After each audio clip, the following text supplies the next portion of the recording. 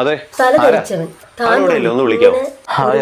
ഇവിടെ ഇല്ല. ഒരു വ്യക്തി നമ്മുടെ വീട്ടിലുണ്ടായി. എന്തെങ്കിലും പ്രശ്നം ഉണ്ടെങ്കിൽ അവനുമായിട്ട് പറഞ്ഞു തീർത്തോണം. പക്ഷെ വീട്ടിലൊരു ആവശ്യം പ്രശ്നം ഉണ്ടാക്കാൻ വേണ്ടി വന്നൊന്നുമല്ല. മാത്രമേ ഉണ്ടാവത്തുള്ളൂ. ഇന്ന് അവൻ രാവിലെ അവന്റെ ബൈക്ക് എനിക്ക് വിറ്റായിരുന്നു. വിശ്വാസമായില്ലെങ്കിൽ നിങ്ങൾ ഈ വീഡിയോ അവൻ ബൈക്കും പറ്റുമോ?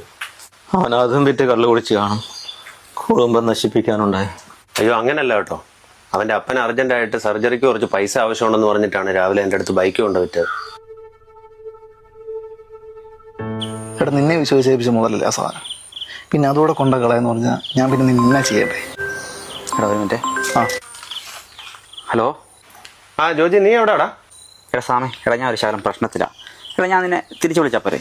ആ വെക്കല്ലേ എന്താ പ്രശ്നം എന്നൊന്നും പറയാൻ പറ്റും? എല്ലാരും ഉണ്ടായിരിക്കും. ഒന്നും പറയണ്ട. അതെന്താണ് അപ്പൻ്റെ ആശുപത്രി ബില്ല് അടയ്ക്കാൻ വേണ്ടിയാ ഞാൻ നിന്റെ വണ്ടി കൊണ്ട് വിറ്റത്. പൈസ തികഞ്ഞില്ല.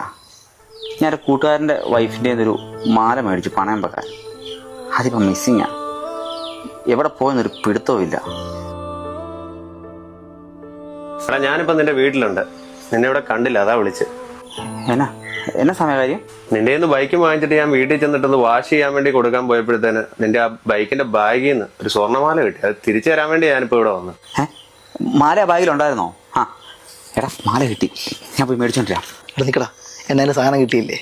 നീ ഒരു കാര്യം ചെയ്യ്, അതുകൊണ്ട് പണയം വെച്ചിട്ട് ബാക്കി അപ്പൻ്റെ മരുന്ന് മേടിക്കുക, എന്നിട്ട് വീട്ടിൽ ചെല്ല്. ആ സാമേ, എടാ ഞാൻ കവലയിൽ നിൽക്കാം. ഞാൻ വരുന്ന വഴിക്ക് എനിക്ക് അതൊന്ന് തരാമോ? ഓക്കെടാ, ഇതാ ഞാൻ വരുവാ. എന്നാ പോട്ടെ. ശരിയാണ്. ആരാടാ എന്റെ ആശുപത്രി ബില്ലടച്ചേ? കാശില്ലഞ്ഞിട്ടേ അവൻ പൈസ വല്ലതും ചോദിച്ചായിരുന്നു നിങ്ങളോട് ബില്ലടയ്ക്കാൻ വേണ്ടി? ആ ചോദിച്ചു. എന്നിട്ട് നീ കൊടുത്തോടാ? കുറച്ച് ടൈറ്റ് ആയിരുന്നു. ഇവനോടും ചോദിച്ചു, ഇവനും കൊടുത്തില്ല.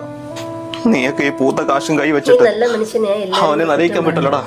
ദ്രോഹികളെ. അവനെ പ്രാകാരല്ലാതെ ഞാൻ അവനോട് മിണ്ടിയിട്ടില്ല. ഇതുപോലൊരു സിറ്റുവേഷൻ ഒക്കെ വരുമ്പോഴാണ് ശരിക്കും പറഞ്ഞാൽ മാതാപിതാക്കൾ മക്കളെ മനസ്സിലാക്കുന്നത്, മക്കളുടെ സ്വഭാവം മനസ്സിലാക്കുന്നത്. ആരാണ് ശരിക്കും വീടിന് വേണ്ടി അവർക്ക് വേണ്ടി നിൽക്കുന്നതൊക്കെ മനസ്സിലാക്കുന്നത് ആ ഒരു സിറ്റുവേഷനിലായിരിക്കും അല്ലേ. നല്ലൊരു റീലായിരുന്നു അല്ലേ.